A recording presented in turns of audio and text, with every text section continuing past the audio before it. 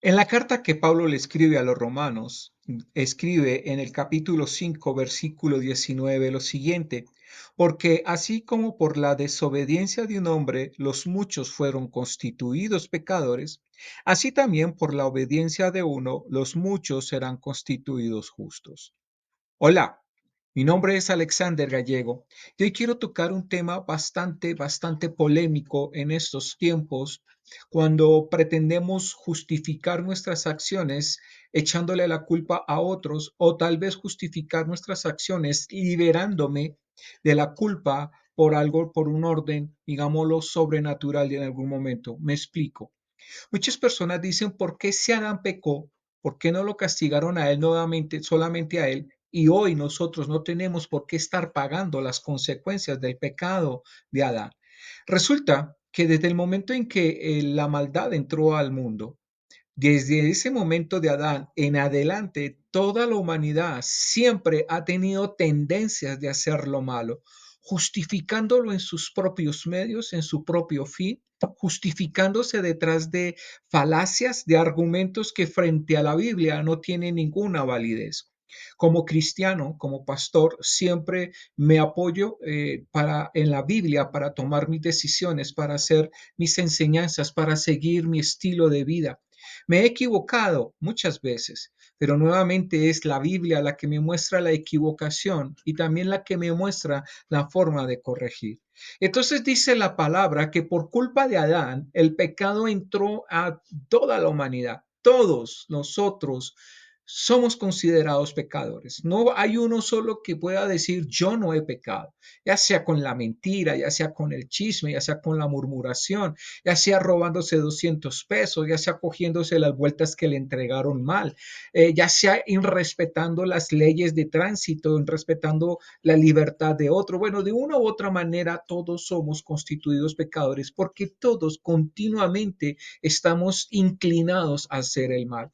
El mal está lleno del ego, el mal está lleno de la soberbia, el mal está lleno de la rebeldía. Lo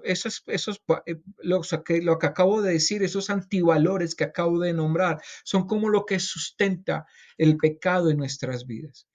Pero gracias a que Dios ama a la humanidad, nos ama muchísimo, envió a su Hijo unigénito, dice Juan capítulo 3 versículo 16, que de tal manera amó Dios al mundo, que ha entregado a su único Hijo para que muriera en la cruz, de tal manera que todo aquel que en él crea no se pierda, mas sea salvo. Por eso Pablo termina diciendo, parece que al principio nos muestra un panorama terrorífico: por la culpa de uno, todos los demás estamos condenados a ser pecadores. Por culpa de uno, todos los demás estamos condenados a vivir en el error, en el pecado, en la zozobra. Pero Pablo termina dándonos una esperanza y dice: pero también por amor de uno, todos somos considerados salvos.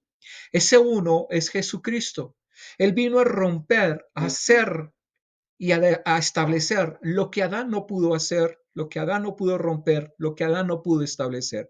Vino a romper esa cadena de maldición, vino a romper ese pecado en la vida de nosotros, vino a establecer nuevamente una relación entre Dios y nosotros, vino a que nosotros lográsemos vivir en la salvación. Destruyó el pecado, lo logró destruir. Dice que todo fue destruido en la cruz.